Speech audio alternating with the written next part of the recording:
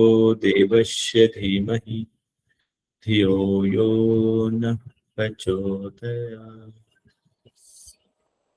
Now take a deep breath, inhale, exhale, join your palm, rub your palm, put on your face, hold face and hold. Slowly come back. Okay, सभी को प्रणाम, नमस्कार, शुभ संध्या, सभी का स्वागत है हठ रत्नावली के इस अगले व्याख्यान माला में. चलो तो फिर जो है आज क्या हम पढ़ेंगे रत्नावली का शुद्धि क्रियाएं देख रहे थे ना अपन. चलो मैं कुछ प्रश्न पूछ लेता हूँ, है ना. अच्छा नीता जी आप बताइए, बाकी लोग मैसेज करो, कल हमने क्या क्या पढ़ा एकदम ब्रीफ में बता दो. सॉरी सर, कल क्लास नहीं लिए थे. कल हम रिकॉर्डिंग नहीं सुने थे? नहीं, रिकॉर्डिंग भी नहीं देख पाए. घर में सब पेशेंट हुए हैं तो सबके आगे पीछे करते ही मेरा तो जीवन जा रहा है. ऐसे ही जा रहा है सबका जीवन. 20 तारीख से ये चल रहा है सर. अब हम बीमार हुए, अब बाकी लोग बचे हुए वो बीमार हो रहे हैं. चलिए ध्यान रखिए, है ना, मौसम बदल रहा है, आप लोग क्योंकि बीमार होंगे तो आपका समय बर्बाद होगा. ठीक है, एग्जाम का टाइम है, समय का, स्वास्थ्य का ध्यान रखिए. चलिए हरगुन जी बताइए, आप कल आपने क्या पढ़ा था? सर महायोग, मंत्र योग, लय योग, हठ योग. और सर हमने अष्टकर्म के बारे में सर आपने बताया था. अष्टकर्म में क्या बताया था? सर चक्की के बारे में आपने थोड़ा बताया था. चक्री के बारे में. ठीक है, कोमल कुमारी जी आप बताइए चक्री के बारे में, क्या होता है चक्री? सर ये शुद्धि क्रिया है जो सबसे पहला है हठ रत्नावली में. इसमें ऐसा मेंशन तो नहीं है फिंगर का कौन सा उंगली यूज होगा, पर मध्यमा उंगली को आधा अंदर करके चारों तरफ घुमाना है जब तक कि मतलब शीतलता ऐसा कुछ लिखा था सर, वैसा ना हो जाए, शिथिल ना पड़ जाए, है ना. हाँ. रेशमा साहू जी आप इस बताइएगा, ये जो 8 शुद्धि क्रियाएं कौन कौन सी है, 8 के नाम लीजिएगा. 8 कौन कौन सी है? अष्टकर्म कौन कौन सी है? रेशमा साहू, इतना टाइम लगेगा? स्मिता देश पांडे जी आप बताइए अष्टकर्म, जल्दी बताओ, इतना समय नहीं है, स्टार्ट करूंगा मैं. जया चौड़े जी. सर जोशी. अच्छा जोशी है, यहाँ लिखा हुआ था चौड़े. हाँ वो आगे पीछे वाला है sir. This is my first class but मैं बता सकती हूँ क्रियाएं सर.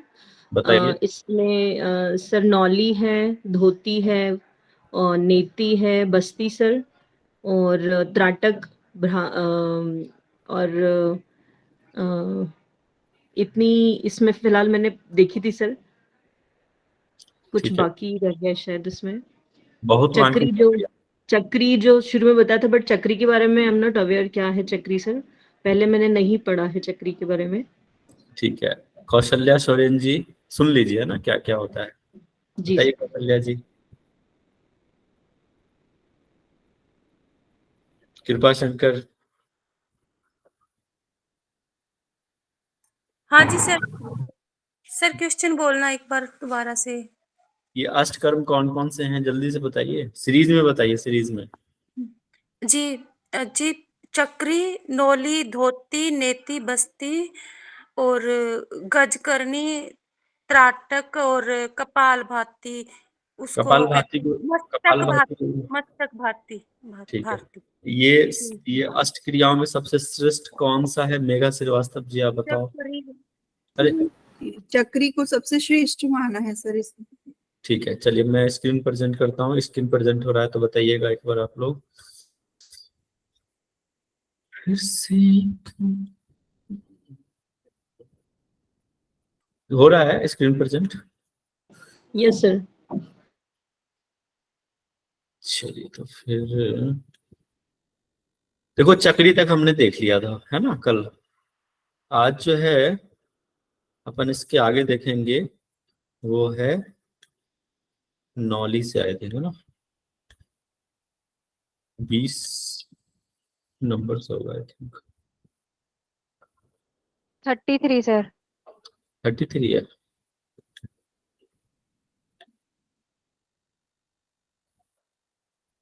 ओके 33 है। स्क्रीन दिख रहा है आप लोगों को, बता दीजिएगा। जी सर।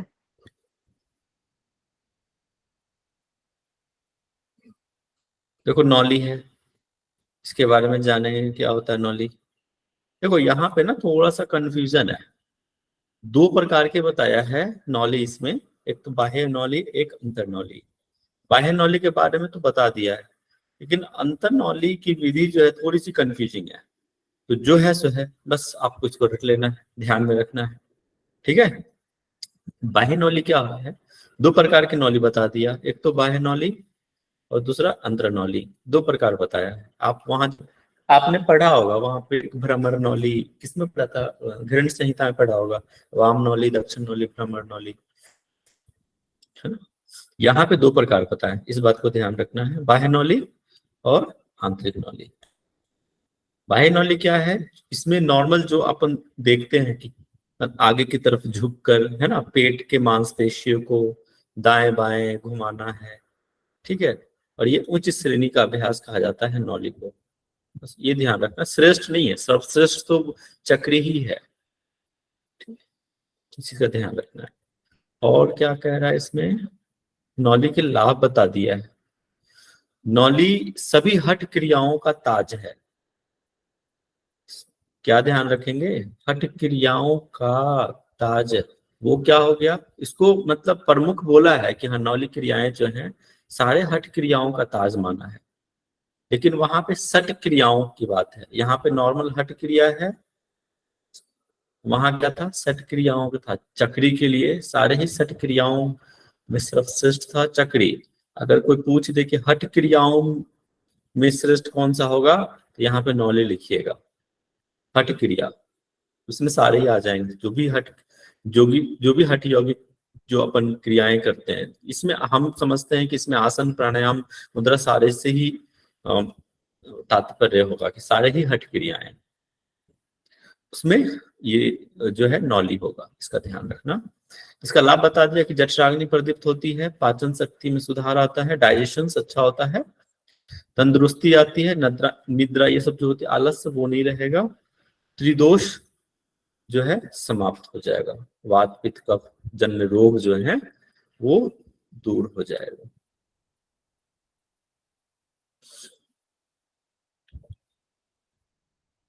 अब आता है, देखो यहाँ पे अंतरा नौली के बारे में बताया है क्या, कि ईरा नाड़ी, मतलब नाड़ी नहीं है, मतलब ये समझिए नाड़ी से समझ लीजिए, ईरा से तेज गति से घुमाओ, फिर पिंगला से तेज गति से घुमाओ, इसी को अंतरा नौली कहते हैं। चीजें स्पष्ट नहीं हुई कि भाई क्या ना क्या चाह रहा है ना। तो बस आप इसका ध्यान में रखिएगा पॉइंट्स की अंतरा नौली है क्या। तो यहाँ पे वर्णन किसका मिलता है, ईरा का और पिंगला का, इसका जिक्र किया हुआ है, ठीक है। अंतर नौली इसका विस्तृत जो है डिटेल जो है स्पष्ट नहीं किया है कि अंतर नौली कैसे करेंगे। इसके बाद आता है धौती। अच्छा बताओ, धौती से किसकी शुद्धि होती है? इसोफेगस। एब्डोमेन वाले भाग है ना, ऊपर वाले जो भी है, जो एब्डोमेन वाले पार्ट होते हैं ना, उसकी शुद्धि। इवन इसोफेगस भी आ जाएगा उसमें, क्योंकि उसी के माध्यम से जो है हम नली है ना, जो पैसेज है जहां तक जाएगा उसका वो शुद्धि करेगा। इसमें क्या बताया, थोड़ा सा डिफरेंस है हठ प्रदीप का और इसमें। 4 अंगुल चौड़ा और 20 हाथ लंबा बोला है इसमें। अच्छा बताओ क्या डिफरेंस है? उसमें 15 सर उसमें 22 हाथ, 15 हाथ या 22 हाथ कुछ सर। उसमें 15 हाथ 15 है। हाथ है, इसमें 20 हाथ है। 4 अंगुल चौड़ा उसमें भी है, 4 अंगुल चौड़ा 20 हाथ लंबे साफ गीले वस्त्र निकलना है और बाहर निकाल देना, यही धोती बताया है हठ रत्नावली में स्वामी श्रीनिवास ने ये बोला। उसमें क्या बोला है स्वात्मा राम ने? 15 हाथ। सही कह रहे थे, 22 जो है ना वो हाथ नहीं है, तकरीबन करीब 22 फीट के आसपास होता है। 22 साढ़े 22 फीट जो है वो होता है 15 हाथ। ठीक है, तो ये क्वेश्चन पूछा हुआ है कि फीट में पूछा हुआ है 2017 में, कि फीट में पूछा था कि कितना लंबा हाथ और चौड़ा बताया गया हठ प्रदीपिका में, फीट में एंड ऑप्शन था, तो उसमें 22.5 के आसपास होगा, है ना, 22 साढ़े 22 के आसपास तकरीबन होता है 15 हाथ। एक हाथ में 1.5 फीट के आसपास होता है। ठीक है, उससे आप कैलकुलेट कर सकते हैं। तो डिफरेंस समझ में आया? यहाँ पे 20 हाथ है और वहां था 15 हाथ। चलिए, इसका लाभ बताया कि इसके निरंतर अभ्यास से व्यक्ति की निपुणता प्राप्त होगा। इसे धोती से जठराग्नि है, यहाँ पे क्या जठराग्नि प्रदीप्त होगी। बताइए जठराग्नि कहाँ होता है? मस्तक में, उधर में। ठीक है। ये सेम हठ प्रदीपिका ये हठ प्रदीपिका में भी है ना। इसके जो रोग लाभ जो बताया है क्या क्या, कि इसके अभ्यास से, धोती के अभ्यास से खांसी, दमा, प्लीहा, स्किन से रिलेटेड जो भी स्किन डिजीज होते हैं ना, कुष्ठ रोग, वो चमड़ी के रोग, 20 प्रकार के कफजन्य रोग दूर होते हैं। अच्छा बताओ, पित्त से कितने प्रकार के रोग होते हैं? 40 सर। अच्छा, वात से फिर 80 80 सर। गुड। चलो आगे देखते हैं। अब आ गया नीति। नीति के बारे में क्या होता है? यहाँ पे ना सूत्र नीति के बारे में कह रहा है।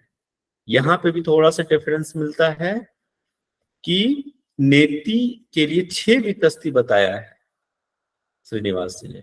ठीक है, करीब 54 इंच लंबे कोमल सूती धागे का प्रयोग करना है। सूत्र नेति जो कि चूहे की पूंछ के समान रहता है, चूहे के पूंछ के जैसा रहता है। अब देखो यहाँ 6 वितस्ती है, बताओ हठ प्रदीपिका में कितना था? एक वितस्ती। 9 इंच। हाँ 9 इंच, एक वितस्ती की चर्चा थी और 9 इंच। इस धागे सूत्र को एक नाक में डालकर मुख से बाहर निकालना है। ये विधि तो आपको पता ही है, जैसे रबर नीति आजकल चलन में है कि रबर नीति, वो थोड़ा सा आसान होता है।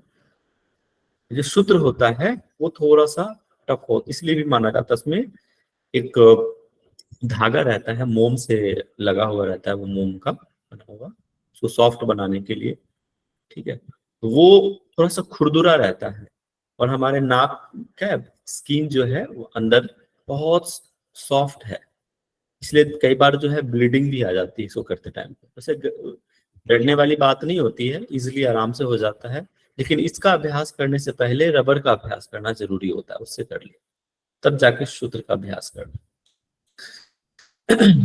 फिर कह रहा है कि ये तो अभी आया है ना, रबड़ का तो जैसे अभी आया, लेकिन बेनिफिट तो हमारा सूत्री होगा ना।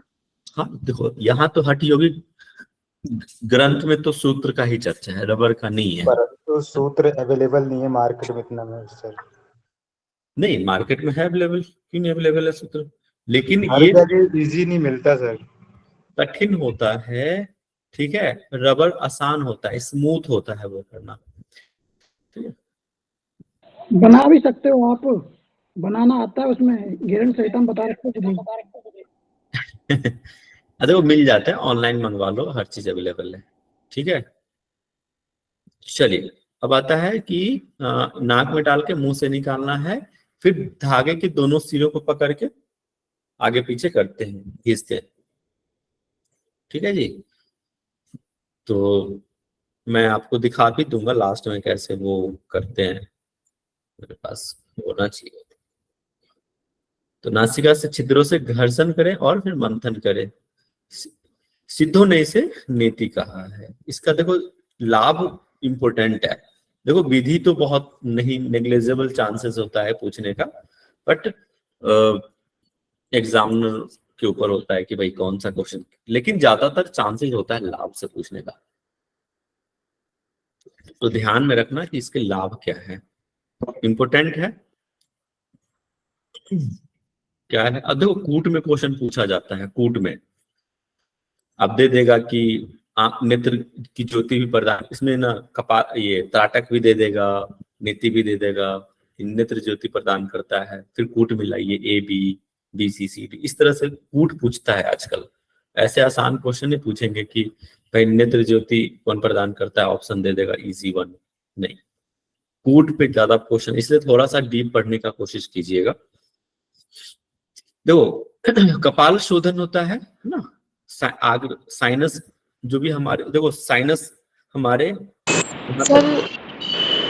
सर थोड़ा मैं समझी नहीं यहाँ पे, जैसे कि नेत्र ज्योति की बात हो तो उसमें तो त्राटक भी होता है और जल नीति भी होती है, सूत्र नीति भी होता है, उसमें कौन सा लिखा जाएगा सर? दोनों कूट पूछ देगा, ऑप्शन में दे देगा नीति, बी ऑप्शन में त्राटक, फिर सी में कपाल भाती, ऐसे करके, और फिर ऑप्शन दे देगा कूट क्या, ए मतलब ए और बी, फिर दूसरा ऑप्शन दे देगा B and C and D, इसको कहते हैं कूट मिलाना।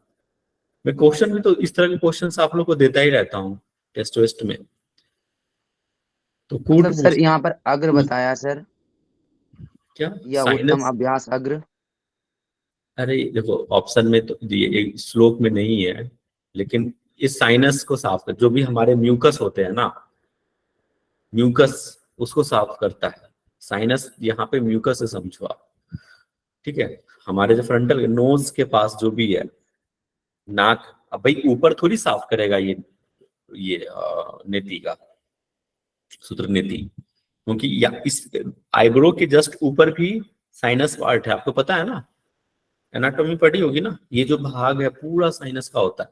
तो अग्र भाग कह रहा है आगे का, ठीक है, तो आगे के जो भाग है साइनस उसको साफ करता है ना के ऊपर, समझ रहे हैं पवन जी? जी सर जी। और इससे क्या, नेत्र की तीव्र नेत्र ज्योति प्रदान होता है, गर्दन के ऊपर अनेक रोगों को भी ठीक होता है, मतलब ऊर्ध्वजत्रु रोग को नाश करता है, इसको ईएनटी केयर भी कहते हैं। ओके, मॉडर्न टर्मिनोलॉजी में इसको ईएनटी केयर क्रिया भी कहते हैं। जो कॉलर बोन होता है ना, इसको ब्यूटी बोन कहते हैं, इसके ऊपर का जो भी रोग है, ठीक है, उसको ऊर्ध्वजत्रु रोग कहते हैं, उसको ठीक करना, आंखों से रिलेटेड, कान से रिलेटेड, नोज से रिलेटेड, थ्रोट, जो भी हो, गले से भी रिलेटेड, उसको ठीक करते हैं। चलिए वस्ती की, हाँ बताइए। जैसे कूट में त्राटक और सूत्र नीति दे दी, तो कौन सा करे हमसे? दोनों दे देगा ना ऑप्शन, मतलब कूट में तो ए और बी, देखो ऑप्शन देगा ए में त्राटक, फिर कपाल भाती, फिर वस्ती, है ना, नेति, तो उसमें से दो आंसर ठीक होगा, तो ऑप्शन में फिर कूट दे देगा ए और बी एंड सी। मैं आपको दिखाऊंगा ऑप्शन, टेंशन मत लो, इस तरह के क्वेश्चन है आगे। सर ये 42 नंबर श्लोक याद कर लेना है ना सर, ये श्लोक क्या श्लोक के सहित याद करना पड़ेगा साथ सर? देखो श्लोक मैंने क्या कहा, हठ रत्नावली में श्लोक याद करने की जरूरत नहीं, श्लोक से नहीं पूछेगा यहाँ पर, ठीक है, याद कर लो तो अच्छी बात है, लेकिन क्यों अपना एनर्जी वेस्ट करोगे इसमें, ठीक है। श्लोक वही इंपॉर्टेंट होगा जो दोनों में मैच करेगा। एक और चीज बताता हूँ, हठ प्रदीपिका में और हठ रत्नावली में वो श्लोक याद कर लेना, दोनों में, ओके सर, ठीक है, जो दोनों में मैच करता है, जो कई सारी चीजें, पथ्याहार है, मिताहार वाले हैं, जो मैंने आप हठ प्रदीपिका में रटवाए थे, तो वो सब ठीक है, रट लो। सीक्वेंस वाली बात है, हाँ, महायोग में वो श्लोक रट लो, क्योंकि वो सीक्वेंस पूछता है, ठीक है, क्योंकि कई जगह पे सीक्वेंस थोड़ा सा अलग है, आप शिव संहिता जाओगे उसका सीक्वेंस अलग है, योग तत्वोपनिषद में उसका सीक्वेंस अलग है, यहाँ पे सीक्वेंस अलग है। तो सीक्वेंस, जहां पे सीक्वेंस वाली चीज हो ना, वहां पे श्लोक रट लेना, ठीक है, ये चीज और देख, कहीं पे भी कोई भी अगर आप कोई भी सब्जेक्ट पढ़ रहे हैं, जहां पे सीक्वेंस वाली चीजें आ जाए उसको रट जाओ, श्लोक इजी रहेगा आपको। बस्ती के दो प्रकार बताया गया है, ये भी चीज सेम था। ये हम बस्ती किसमें पढ़ा था? स्थल बस्ती घिरण सहितम सर। घिरण संहिता में पढ़ा होगा, ठीक है। लेकिन हट प्रदीपिका में एक ही बस्ती है ना, जल बस्ती की चर्चा है ना उसमें। जी सर। जी सर। बता देना, थोड़ी सी याददाश्त कमजोर है तो आप लोग बता देना कि सर ने एक ही है। हाँ, वहां पे दो है, लेकिन हट प्रदीपिका में एक ही जल बस्ती। यहाँ पे दो बताया है, वायु बस्ती मतलब स्थल बस्ती और जल बस्ती, ठीक है, ये चीज ध्यान रखना। और वायु बस्ती में वहां पे क्या है, हट घिरण संहिता में आसन ध्यान देना। कौन सा आसन है? पश्चिमोत्तानासन। और जल बस्ती में उत्कटासन। उत्कटासन। यहाँ पे आसन की चर्चा नहीं करी है। एक और पॉइंट्स यहाँ ध्यान में रखोगे कि बस्ती है कब करना है? चक्री कर्म के अभ्यास के बाद इसको करना है, ठीक है जी, ये ध्यान में रखना।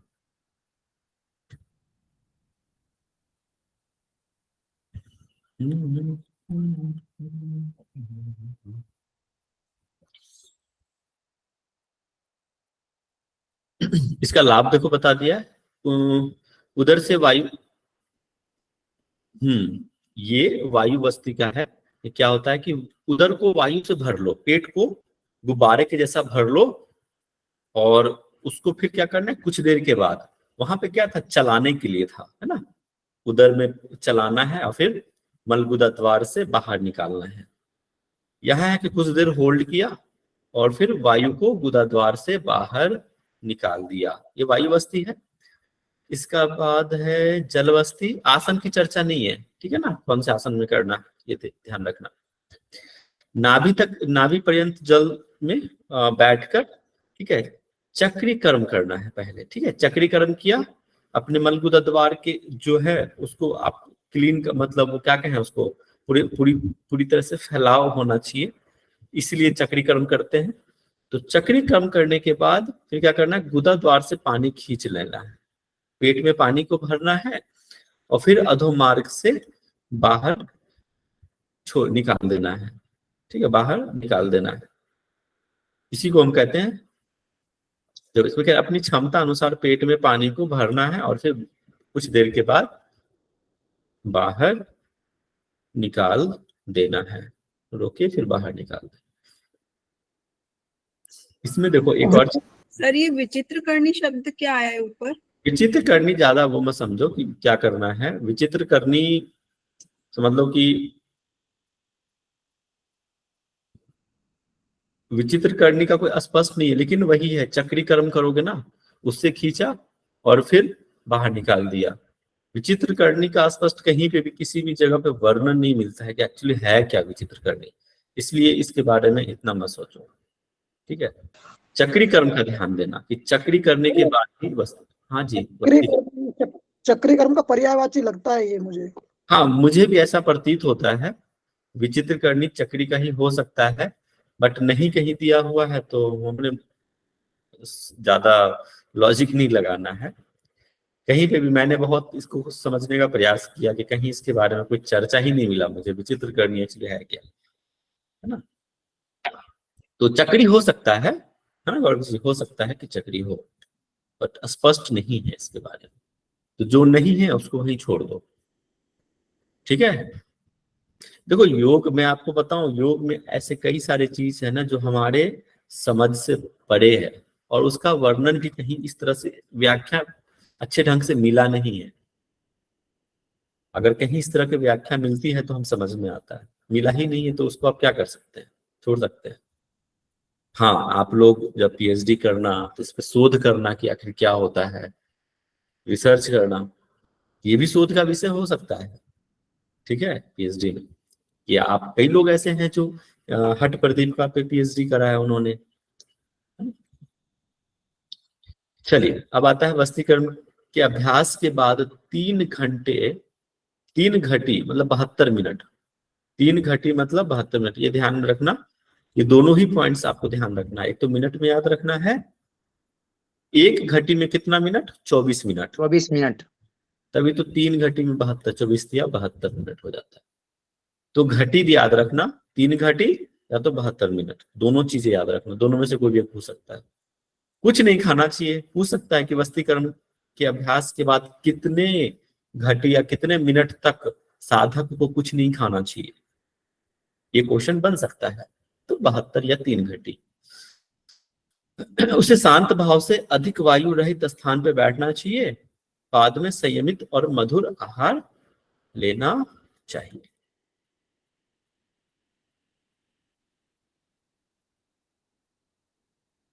आता है लाभ दे दिया है कि वस्तीकरण से विभिन्न प्रकार के रोग निश्चित रूप से ठीक हो, जैसे कि प्लीहा रोग, स्प्लीन है ना, सूजन जो भी हो गया उदर में, फिर उदर रोग, वात पित्त कफ जन्य रोग जो है वो सब, मतलब त्रिदोष जो भी है, त्रिदोष रोग वो समाप्त हो जाएगा।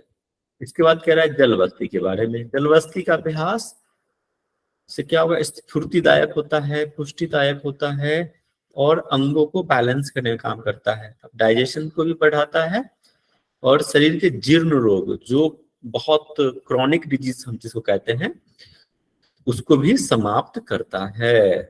ठीक है, शरीर को और आभा प्रदान करता है। सर यहाँ पे कर्ण प्रसादम का क्या मतलब होगा?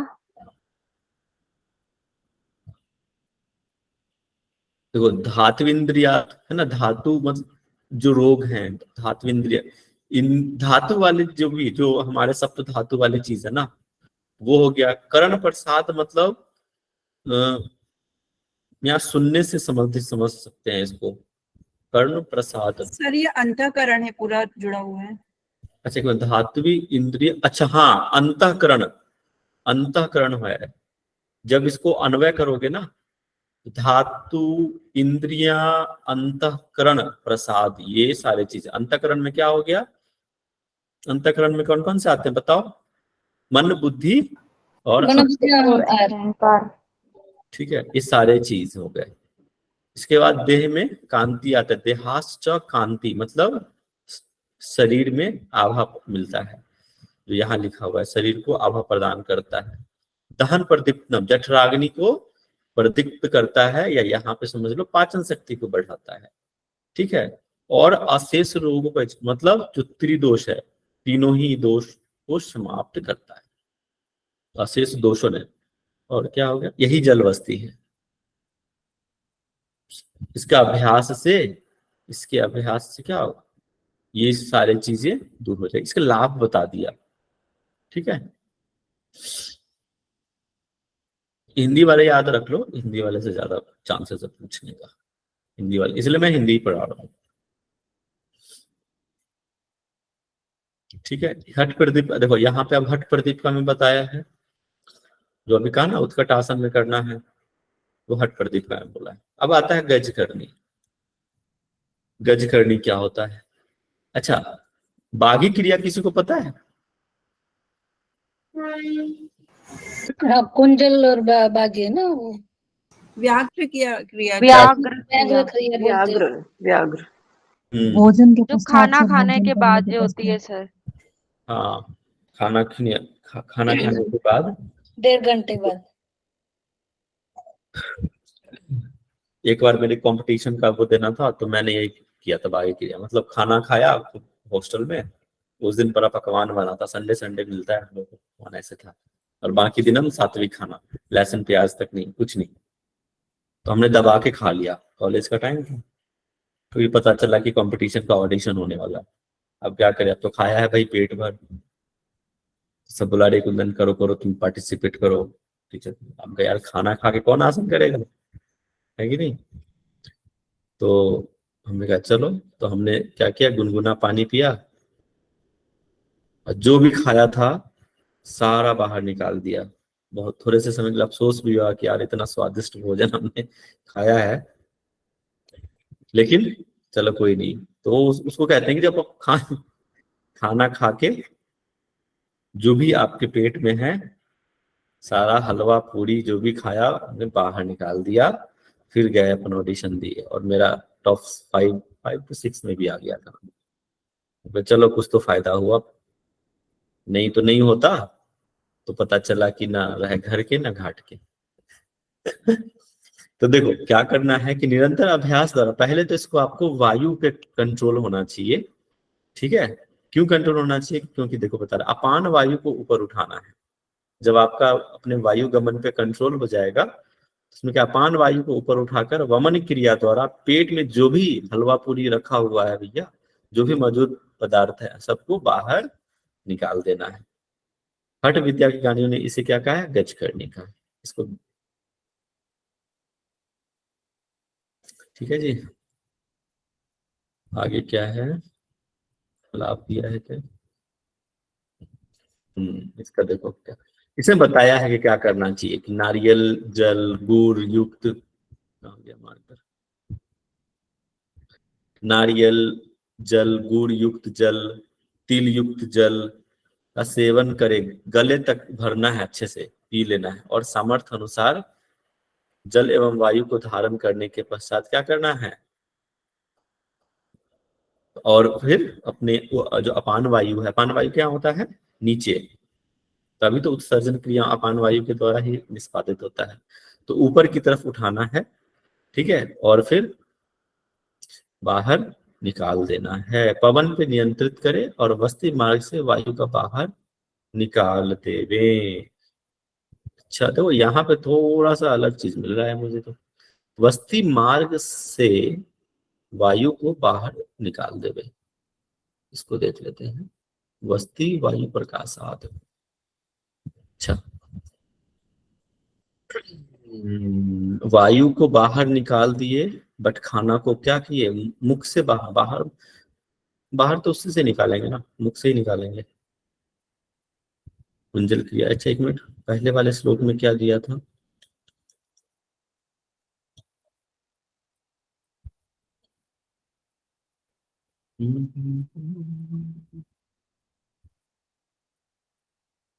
अच्छा, मुख से निकाला गया इसमें। मुख से ही है। देखो वहां से ना वायु को निकाले, जैसे कि कोई ये वस्ती मार्ग से, वस्ती मार्ग तो अपन समझेंगे कि जो गुदा द्वार है उससे समझ सकते हैं। वायु को निकालना है, ठीक है, जो फार्टिंग जिसको कह सकते हैं ना, वो समझ सकते हैं, इसको निकालना है। लेकिन जो अन्न है, हमारे पेट में जो भी अन्न है, उसको बाहर निकालना है मुख मार्ग से, ठीक है। उसको गुरु गज करनी कहा गया है। वही है, गज करनी ही है, उसको अलग नहीं समझना। बस्ती मार्ग बोल दिया, यहाँ पर डाउट लग रहा है सर। हाँ वही चीज मुझे भी लग रहा है, बस्ती, लेकिन वही होता है ना, अपन क्या करते हैं बस्ती में, जो भी चाहे वो वाटर हो या एयर हो, एनएस के मार्ग से ही तो, मलगुदा द्वार से ही तो बाहर निकलता है ना। तो इसलिए पर यहाँ पे सर ये व्याघ्र क्रिया करने की बात कर रहे हैं ना।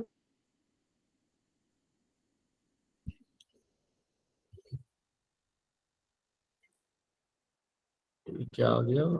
एक मिनट। हाँ अच्छा, सर इन्होंने वमन और बहिष्कृत धोती एक साथ मिलाकर ये शायद गज करनी बना दी है। अच्छा एक मिनट देखो, जल से तिल जल का सेवन करके गले तक भरे, सामर्थ्य अनुसार जल एवं वायु को धारण कर पेट से गले तक संपूर्ण प्राणी की शुद्धि कर ले, पवन पर नियंत्रित करें, वस्ती मार्ग से वायु को बाहर निकालें। हठ विद्या के ज्ञानियों ने इसे गुरु गज करनी कहा है। अच्छा, ये अलग है एक्चुअली उससे, कुछ क्या स्पष्ट तो यहाँ पर वायु बोला है सर, वायु को निकालना है सर।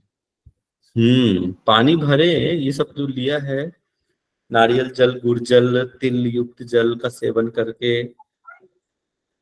और सर घेरन संहिता में बहिष्कृत धोती भी ऐसी बोली है ना कि वायुपान करके 1.5 घंटे तक रोक के फिर गुदा मार्ग से निकाले, तो वो बहिष्कृत धोती का आधा क्रिया और वमन का आधा क्रिया मिक्स करके गज करनी बना दी। अच्छा ठीक है, देखो क्या है, आप 2 पॉइंट्स याद रखना। एक तो गज करनी, जो इससे पहले वाले श्लोक में पढ़ा हमने कि जो भी अन्न है, पदार्थ है पेट में, अपान वायु को ऊपर की तरफ उठाकर जो भी पेट में है अन्न है, उसको मुख मार्ग से बाहर निकाल दिया। एक पॉइंट ये, यहाँ ध्यान आप क्या रखोगे गुरु गज करनी याद रखना। जो भी एग्जामिनर हो, इस अगर गुरु गज करनी के बारे में चर्चा करे, ठीक है, गुरु गज करनी, तब जाके ये सारे पॉइंट्स आप याद रखना कि नारियल का जल, गुड़ युक्त जल, तिल युक्त जल का सेवन करना है, और फिर क्या करना है, वायु को धारण करके वस्ती मार्ग से वायु को बाहर निकालना है। इसको गुरु गज करनी कहा है। ये पॉइंट्स आप याद रखना। इसके लिए इस पॉइंट में गुरु गज करनी, इससे पहले वाले श्लोक में गज करनी सिर्फ आया है, तो उसमें आप याद रखना कि जो भी अन्न हमारे पेट में है उसको बाहर निकालना मुख से, अपान वायु को ऊपर उठाकर। क्लियर है? ये 2 पॉइंट्स याद रखना, गज करनी और गुरु गज करनी, दोनों चीजें अलग अलग याद रखना। ओके, समझे क्या मैं कह रहा हूं? दोनों पॉइंट्स याद रखना। अब देखो, जिस प्रकार हाथियों के झुंड में, देखो मैंने कल भी आपको कहा कि यहाँ पे ना श्रीनिवास जी ने थोड़े से कंफ्यूज रहे होंगे, अलग अलग चीज की चर्चा उन्होंने करी है। देखो विचित्र करनी लिख दिया, लेकिन विचित्र करनी क्या है उस पर कोई प्रकाश नहीं डाला उन्होंने, तो कंफ्यूजन रख दिया। भाई तुम कंफ्यूजन नहीं मरो। कोई तो मूवी में इस तरह से था एक डायलॉग।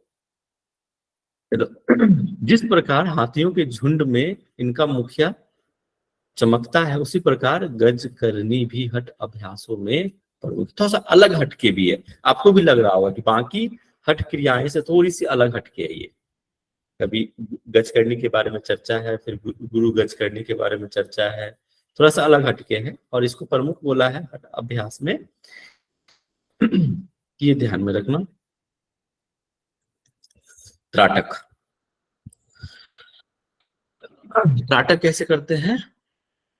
एकाग्र होकर निरंतर एक सूक्ष्म वस्तु पे लगातार एकटक होकर देखना, बिना पलक झपकाए, जब तक कि आंसू न गिरने लग जाए। ज्ञानियों ने इसे क्या कहा है? त्राटक कहा है। इसका लाभ पूछता है, ठीक है। देखो नेत्र रोगों को, जो रोग है वो समाप्त करेगा, है ना, नेत्र को साफ करेगा, नेत्रों की मंदता उसको दूर करेगा। इसको मोतियों की पिटार के भांति गुप्त रखना चाहिए, है ना। वो ये चीजें आई थी ना, वहां पे भी आई थी कि सोने की पिटारी के समान जो है इसको आपको ये गुप्त रखना है। ये पॉइंट्स हैं, इसको ध्यान में रखिएगा।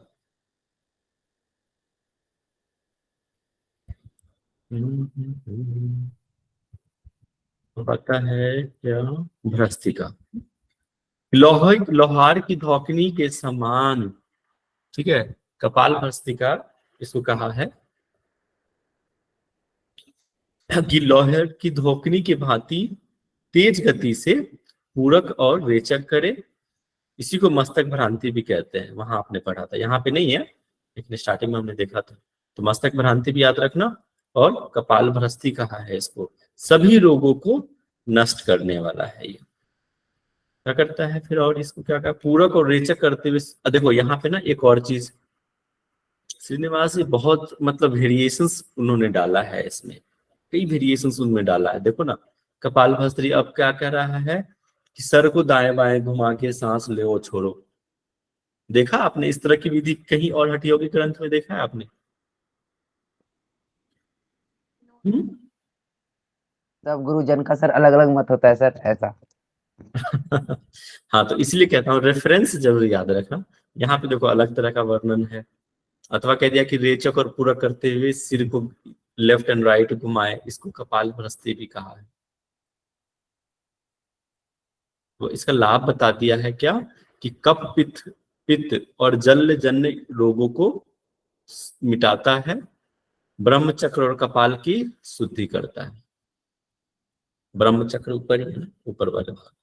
ये याद रखना, वेरी वेरी इंपॉर्टेंट। हर्ष सिद्धि के लक्षण, ठीक है। ये वाला सेम एज इट इज जो है आपको हठ प्रदीप का में भी है। हर्ष सिद्धि के लक्षण, शरीर पतला होता है, मुख प्रसन्नता होता है, नाद स्फुट मतलब वाक्पटुता आती है, नेत्रों में चमक, आनंद की अनुभूति, बिंदु जय, रोगों से मुक्ति, जठराग्नि वृद्धि और नारियों की शुद्धि होती है। अब देखो ये आप श्लोक याद कर लो, क्योंकि ये चीज हठ प्रदीपिका में भी है, यहाँ पे भी है, दोनों जगह काम आ जाएगा। तो इसके श्लोक सर आप इसके अंदर जैसे कि हमारा उसके अंदर नैनेषु निर्मलम है, लेकिन इसके अंदर स्फुटतम च निर्मलम है, तो मतलब ये तो इसके अंदर भी मिस्टेक हुई ना थोड़ा श्लोक के सा अंदर। वहां पे क्या है, वहां पर नैनेषु निर्मलम है। हाँ यहाँ पे नयन नहीं है, तो थोड़ा सा डिफरेंस है, उतना मायने नहीं रखता है, क्योंकि सेम चीज है। नयन यहाँ हो सकता है छूट गया होगा, ठीक है। सर यहाँ इसके टाइप्स नहीं है क्या, किसके टाइप्स? कपालभाति के? नहीं, यहाँ पे नहीं। कपाल भाती कहीं वर्णन है, कपाल भस्त्री बोल रहा है सर, कपाल भस्त्री और बाल भाती, मस्तक भ्रांति। मस्तक भ्रांति उसी को कहते हैं, ठीक है, उसी को कहते हैं। यहाँ पे भ्रस्तिका के जैसा है ये, भ्रस्तिका के जैसा नहीं, आप सांस लेते हो छोड़ते हो, ठीक है। भ्रस्तिका प्राणायाम होता है ना जी सर। इनहेलेशन। यहाँ पे क्या है, आप चले जाओगे, आप यहाँ पर ना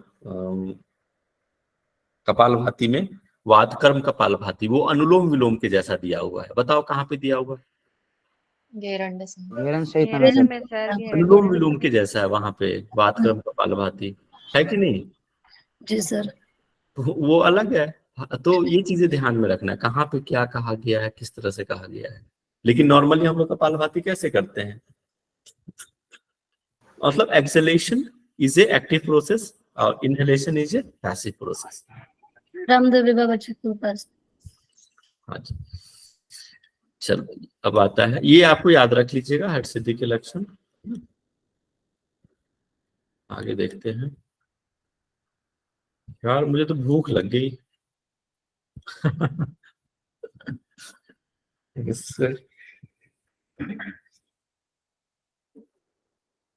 अच्छा है कि आप लोग हमसे लाइव मतलब इस तरह ऑनलाइन जुड़े हैं, नहीं तो मैं आप लोगों से तो टिफिन मंगवाता मैं।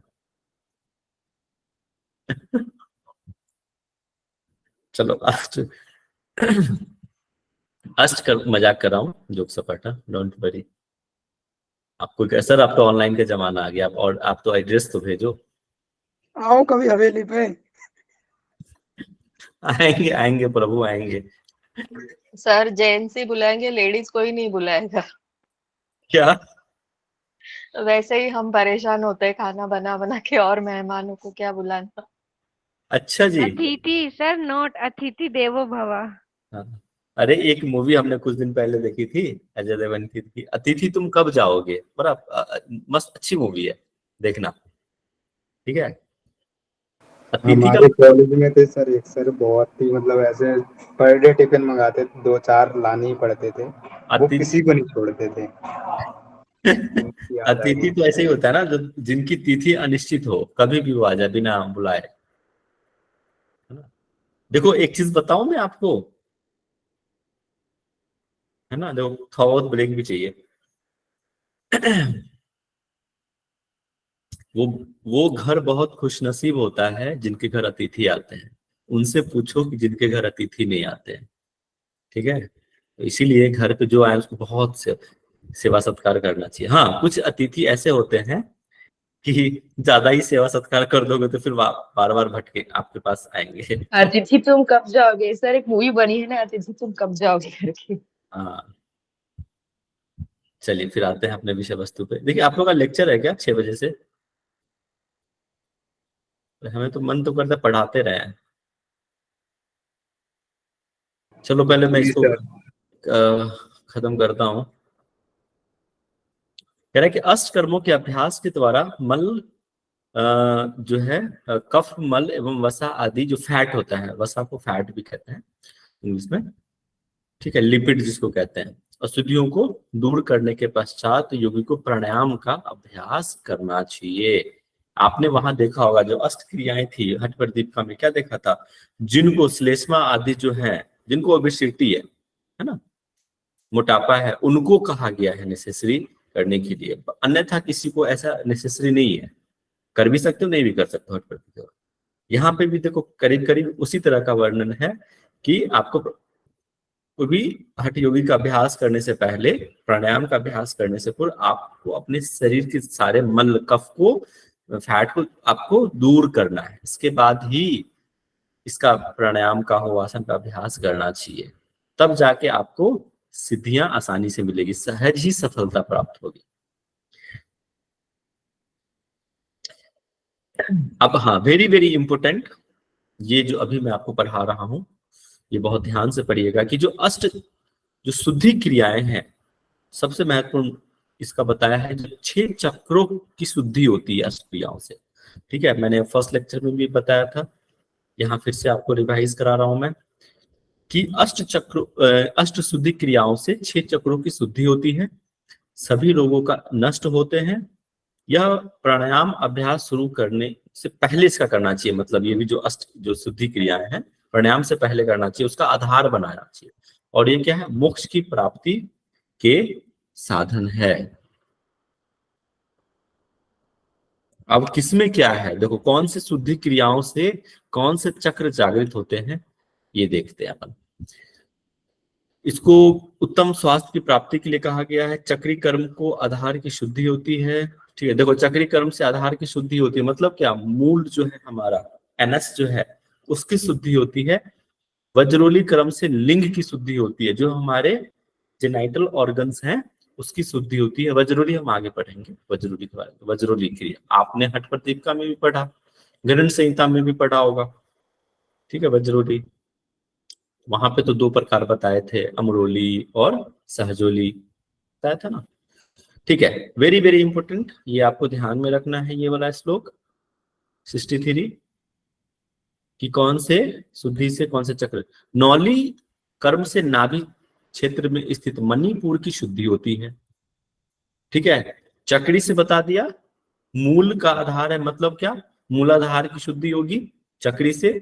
नौली से हो गया मणिपुर चक्र, जो जहां पे जो चीज का इफेक्ट है, जहां पे जो चीज का स्पंदन हो रहा है, वाइब्रेशन हो रहा है, वहां पे जो चक्र है बस उसकी शुद्धि होगी, सिंपल सा है। धौती कर्म से हृदय कंठ प्रदेश, भाई धौती आप करते हैं तो कहाँ जाता है, हृदय तक जाता है ना, हृदय प्रदेश तक जाता है, एसोफेगस होते हुए उसकी शुद्धि होती है। नेक्स्ट क्या बताया है, बस 5 मिनट और है ना। नीति और त्राटक से आज्ञा चक्र की शुद्धि होती है। वस्ती और भ्रष्टिका कर्मों से संपूर्ण शरीर की शुद्धि होती है। ये चीजें आप रट जाना, पूछा हुआ ये सब क्वेश्चन को रिपीट है। आधार देखो यहाँ पे जो भी है 6 चक्र यहाँ पे बोला गया है, क्या क्या है उसके बारे में योगी को जानकारी होनी चाहिए, है ना। आधार यहाँ पे मूलाधार से है, स्वादिष्ठान, मणिपुर, अनाहत, विशुद्धि। विशुद्धि जो कहाँ है, कंठ में है, वही बता रहा है। आज्ञा चक्र भ्रुकुटी के मध्य में है। ये चक्र बताए गए हैं, 6 चक्र यहाँ पे, 6 चक्रों का जिक्र है। कई जगह पे 8 चक्र, कई जगह पे 9 चक्र भी हैं। ठीक है, ज्ञान सभी का ज्ञान होना चाहिए। और ये क्या है, परम निरंजन परम स्थिति, चक्रों को सीमा से परे। सीधी बात है, ये जो चक्र है वो आप ध्यान में रखना ना, डिटेल याद है। वेरी वेरी इंपॉर्टेंट, ये चीजें आपने वहां भी पढ़ी थी हठ प्रदीपिका में, यहाँ पे भी है कि आपका मठ कहाँ होना चाहिए, कैसा होना चाहिए, ये चीजें। तो सुराष्ट्रे धार्मिक देश सुभिक्षे निरुपद एकांत मठिका मध्य स्थान्तव्यम हठ योगिना, है ना। सुराष्ट्र, देखो ऐसा जगह हो जहां पे कोई उपद्रव ना हो, जो एकदम सुराष्ट्र हो, एक धार्मिक जगह हो, है ना। जैसे कहते हैं ना कि अपने भारत देश में कौन सा जगह है जहां पर होता है, हरिद्वार, ऋषिकेश, ये सब चीज जहां पे उपद्रव रहित हो, इजिली आपको भिक्षा मिल जाए। हाँ जी, हिमाचल प्रदेश, हिमाचल भी है, लेकिन ज्यादातर जो होता है हरिद्वार को मानते हैं, हरि का द्वार, तो जहाँ पे, और कहीं भी हो सकता है सौराष्ट्र की। ठीक है, आप जहाँ हो उस जगह को भी आप अगर अच्छे ढंग से बना दिया योग के अनुकूल, वो भी आपके लिए अच्छा है। सौराष्ट्र हो गया धार्मिक, जहाँ उपद्रव नहीं होता है, कहीं भी हो सकता है। ठीक है, इसके बाद जहां पे भिक्षा इजिली मिल जाता हो, छोटे एकांत हो, है ना, हल्ला गुल्ला शोरगुल ये सब नहीं होता हो, और इसके कुटिया के लक्षण बता दिया कैसा, ये चीजें वहां भी थी हटप्रतिका में कि ऊंचा नीचा नहीं होना चाहिए, कुटिया का द्वार जो है छोटा होना चाहिए ताकि जो बड़े बड़े जानवर हैं हाथी प्रवेश नहीं करे, छोटा द्वार रहेगा तो नहीं जाएगा। आपने देखा होगा मंदिरों का कॉन्सेप्ट भी ऐसे ही था, पहले के जमाने के जो घर हुआ करते थे वहां पे जो कुटिया होती थी, आप देखना पुराने मठ में जाओगे ना तो उसके गेट जो है बहुत छोटा हुआ करता था। कुटिया में छिद्र नहीं होना चाहिए ताकि कोई भी कीट पतंगे नहीं आए, है ना, चूहा आदि नहीं आए, ऊंचा नीचा नहीं होना चाहिए, बिल्कुल समतल होना चाहिए, गाय के गोबर से लिपा हुआ होना चाहिए, गाय का गोबर शुद्ध होता है ना, एक चबूतरा हो जहां उसके आस एक कुआं हो जहां पानी इजिली मिल जाए, और चार दीवारी से घिरा हुआ होना चाहिए ताकि कोई भी जंगली जानवर का प्रवेश ना हो।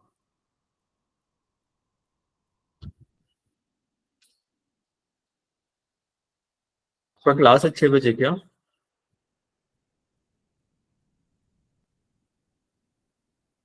अभी तक तो है सर। अभी तक कोई नोटिस नहीं आया? मैसेज है? नहीं नहीं, एनाटॉमी की क्लास है भैया, आप थोड़ा सा एक्स्ट्रा टाइम ले लीजिएगा, मुझे ही लेनी है, मैं डॉक्टर हूँ नहीं। अच्छा अच्छा, okay okay ma'am, okay okay, ठीक है ठीक है, कोई बात नहीं, आप ले लीजिए थोड़ा सा समय, कोई दिक्कत मैं 5 मिनट में आपको देता हूँ, ठीक है?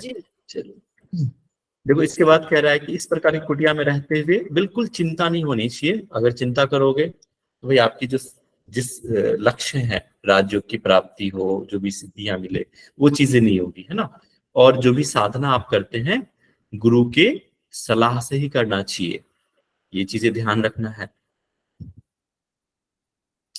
इसके बाद समर्पित हठ योग के अभ्यास से जिसे निद्रा, भूख, श्वास और इंद्रियों पर नियंत्रण प्राप्त कर लिया है वह ब्रह्म प्राप्ति होती है। ये बहुत इंपॉर्टेंट नहीं है, इसको आप छोड़ भी सकते हो।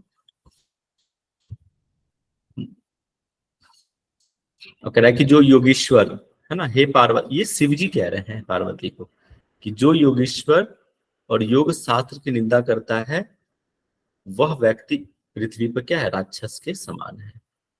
पथ्य आहार अपथ्य आहार हम कल देख लेंगे क्योंकि ये थोड़ा सा है इम्पोर्टेंट। और देखते हैं सेकंड में कितना है।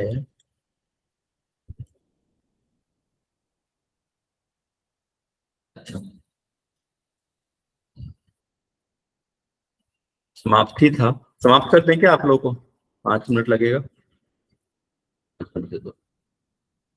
देखो ये सेम था, पथ्य आहार वहां भी था कि क्या एक योगी को कौन से आहार लेनी चाहिए, गेहूं, चावल, जौ, है ना, साठी चावल, वहां पे क्या था, साठी चावल, यहाँ पे भी, यहाँ पे हिंदी में थोड़ा सा अलग है, स्वास्तिक चावल है, साठी होना चाहिए। दूध, घी, मक्खन, मिश्री, शहद, सौंठ, नागफल, नागफल यहाँ पे क्या है, यह पटोलक है ना, परवल होना चाहिए, ठीक है, हिंदी में अलग है। 5 प्रकार के पत्तेदार सब्जियां, है ना, पंच साग, ठीक है। हरे चने, यहाँ पे भी थोड़ा सा डिफरेंस है, वहां पे मूंग दाल, मतलब मूंग था, मूंग जो होता है, मूंग की जो दालें होती है ना बहुत अच्छा होता है, तो मूंग होना चाहिए, यहाँ पे लिखा होगा हरा चना, ये थोड़ा सा अलग है। और वर्षा का जल, दिव्य मुंदकम, ये पथ्य आहार है। अपथ्य आहार देखते हैं कि क्या ग्रहण नहीं करना चाहिए, तो कटु, अम्ल, लवण, कटु, अम्ल, लवण, तीक्ष्ण, हरा साग, ज्यादा गर्म भोजन भी नहीं लेना है, सरसों, तिल, मछली, मांस, मदिरा, दही, दही, छाछ, कुल्थी, कुंद्र, है ना, हींग और लहसुन, ये क्या है, अपथ्य आहार है, सेम एज इट इज हथ पर दीपिका के जैसे। वृक्ष संहिता, देखो ये चीज भी वहां भी थी कि वृक्ष संहिता में क्या था कि मतलब किसका, एक योगी को, एक साधक को किसका त्याग करना चाहिए, तो किसका त्याग करना चाहिए, गोरक्षनाथ के अनुसार उन्होंने बोला था कि दुर्जनों का संग नहीं होना चाहिए, स्त्री का संग नहीं होना चाहिए। देखो स्त्री के संग का तात्पर्य यहाँ पे है कि पुरुष के लिए स्त्री और स्त्री के लिए पुरुष, दोनों के लिए बात बराबर है, यहाँ बायसनेस नहीं होना चाहिए कि नहीं स्त्री नहीं, ऐसा नहीं है, दोनों के लिए है। और ऐसा देखो कई बार होता है, टीनेजर्स जो होते हैं स्कूल में वो बहुत अपने प्रेमिका के याद में डूबा हुआ रहता है, तो वो क्या पढ़ाई करेगा, है ना, या प्रेमी के याद में, कोई लड़की है वो अपने बॉयफ्रेंड की याद में, तो वो क्या अपने साधना में आगे, तो इसलिए कहते हैं कि जो योगी हुए उन्होंने कहा है कि इस तरह के जो संग है उनसे दूर होना चाहिए। अग्नि का सेवन, ज्यादा तीखा मसाला, ये सब चीजें जो है उसका भी सेवन ठीक नहीं है। लंबी यात्रा नहीं करना चाहिए, थक जाओगे तो फिर आप योग साधना नहीं करोगे। प्रातः स्नान, ये जरूरी नहीं है कि आप प्रातः स्नान, इसको त्याग देना चाहिए, क्योंकि अगर ठंड के दिनों, देखो ये परिस्थिति के अनुसार दिया हुआ है। ठंड का समय है तो आप गुनगुना पानी से भी स्नान कर सकते हो, प्रातः स्नान की जगह पे आप दोपहर में भी कर सकते हो। तो इस सबको त्यागना है। अधिक उपवास भी नहीं करना चाहिए, अधिक शारीरिक श्रम भी नहीं करना चाहिए। ये गोरक्षनाथ के अनुसार है। महेंद्र नाथ ने क्या कहा है कि किस प्रकार कुछ रासायनिक क्रियाओं के द्वारा सोने की प्राप्ति की जाती है, उसी प्रकार शरीर की अशुद्धियों को जलाकर शरीर को शुद्ध किया जाता है। ठीक है, इससे क्या होगा, इंसान दीर्घायु की प्राप्ति होती है, आत्म ध्यान तथा मोक्ष की प्राप्ति होती है। अब देखो जैसे कि सोना कैसे बनता है, कुंदन कैसे बनता है, मतलब मेरा नाम है कुंदन, मतलब एक जो सोना होता है ना, खरा सोना जिसको हम कुंदन कहते हैं, उसको भी शुद्धि क्रियाओं से गुजरना पड़ता है। प्योर गोल्ड को हम कुंदन कहते हैं। तो वैसे ही सोने की जो प्राप्ति होती है, शुद्ध सोना, कुछ रासायनिक प्रक्रियाओं के द्वारा जिस तरह से प्योर गोल्ड बनता है, वैसे ही हमारे अपने शरीर को कई अपने योग अभ्यास से जो अशुद्धियों को बाहर निकालकर शरीर को स्वस्थ बनाना है। इससे क्या होगा, दीर्घायु होता है, मोक्ष की प्राप्ति होती है। मैम बस 2 मिनट दे दीजिए हमें और, है ना, बस खत्म है। क्या ये मिताहार बोल दिया है कि क्या लेना है खाने योग्य। एक योगी को क्या करना चाहिए, सुमधुर दुग्ध निर्मित धातु को पोषण करने वाला भोजन लेना चाहिए। मन को भी अच्छा होना चाहिए, मनो अभिलिषितम, ये सेम चीज हठ प्रदीपिका में भी था, वैसा आहार लेना चाहिए। मिताहार किसको कहा है कि पेट के चौथे भाग को खाली छोड़ना, शिव को अर्पित करना है ना, अशुद्ध भोजन का त्याग करके, इसी को हमने क्या कहा, मिताहारी का। इंपोर्टेंट है, दोनों जगह है, याद रखना है। साधक और बाधक तत्व। बाधक तत्व क्या हो गया, अत्याहार, प्रयास, देखो अधिक श्रम, अधिक भोजन, अधिक बोलना, प्रजल्प को अधिक बोलना कहते हैं, प्रजल्प को अधिक भोजन। नियमाग्रह, कठोर नियम नहीं बनाना है, जरूर नहीं है कि सुबह स्नान करो, नियम से बंद हो गए तो फिर दिक्कत आएगी। तो ये बाधक तत्व है। जनसंग, ज्यादा लोगों के साथ रहोगे तो वो भी आपकी साधना में बाधक है। लोलुप्तता, है ना, लोलुप मतलब चंचलता से है, लौल्यम मतलब चंचलता भी रहा, ये सारे ही बाधक तत्व कहे गए हैं। सर योगो विन्यसति। अब सफलता में, है ना, जो आपको योग मार्ग में जो सफलता प्रदान करे, जो सिद्धि प्रदान करे, वो है क्या क्या, उत्साह, निश्चय, धैर्य। ये थोड़ा सा अलग है ना, साधक तत्व थोड़ा सा अलग है यहाँ पे, उसको याद रखना। धैर्य, पूर्व ज्ञान, तत्व ज्ञान, बिंदु स्थिरता, मिताहार, जनसंग का त्याग, निद्रा का त्याग, आलस्य को त्यागना है। श्वास पे नियंत्रण होना चाहिए, आसन करके स्थिरता आनी चाहिए, आलस्य को त्यागना है। वही चीजें, निद्रा त्याग, आलस्य त्याग, दोपहर है। और आचार्य एवं गुरु की कृपा से योग साधना करना चाहिए, योग का अभ्यास करना चाहिए। और लास्ट है ये हमारा श्लोक, ये वाला। और 33 जो है, जो गुरुओं के नाम थे वो याद आप लोग कर लीजिएगा। ये हठ प्रदीपिका में भी था 33 गुरुओं के नाम। ठीक है, श्री आदिनाथ, मत्स्येंद्रनाथ, साबर, आनंद भैरवी, सारंगी, मीर, गोरक्ष, ये सारे ही जो 33 नाम, कल नीलू जी ने भी अच्छे से इसको सुनाया था। एक यहाँ सर सारंगी बोल रहा हूँ, वहाँ चौरंगी है सर, चौरंगी मीन है गोरक्ष। एक मिनट श्लोक देख लेते हैं ना क्या है। सर इसके अंदर बड़ी मिस्टेक है श्लोक में। सारंगी है सर, सेकंड लाइन, हाँ सारंगी है, ठीक है, वहां चौरंगी है, सही कह रहे हो। तो थोड़ा सा इसी से ध्यान रखना, ये मिस्टेक है, मैं मान के चलता हूँ श्लोक में मिस्टेक है, क्योंकि वही हठ प्रदीपिका का ही ये कॉपी है, तो कहीं ना कहीं थोड़ी सी चीजें डिफरेंस है यहाँ पे। थोड़ा सा श्रीनिवास जी ने थोड़ा सा अलग हटके अपना कुछ ना कुछ तिक्रम भी लाया है। ठीक है, तो ये बस हमारा जो फर्स्ट चैप्टर है वो समाप्त हो गया। कल हम जो है द्वितीय उपदेश स्टार्ट करेंगे। इंपॉर्टेंट हमने आपको बता दिया इसमें सारे ही, अब इसमें है नहीं कुछ इम्पोर्टेंट, है ना। कल क्लास लेंगे सर जी? कल संडे है ना, कल कोई बात नहीं, कल छोड़ दो, वर्ल्ड कप का भी समय है, इंडिया का मैच रहेगा, आप लोग देखो। कल छुट्टी है और संडे भी है, एंजॉय करो। परसों ले लेंगे फिर, कल द्वितीय उपदेश परसों समाप्त हो जाएगा फिर, ठीक है। और किसी कुछ पूछना तो नहीं है? बाद में पूछ सर लेना। ये बुक का पीडीएफ मिल जाएगा क्या? हाँ, मैंने ग्रुप में डाल दिया था ना पीडीएफ। अच्छा, डाला है, ठीक है सर। देख लीजिएगा और ग्रुप में मैसेज करना, कोई अपलोड कर देगा। ओके, ओम शांति, सभी को प्रणाम, नमस्कार।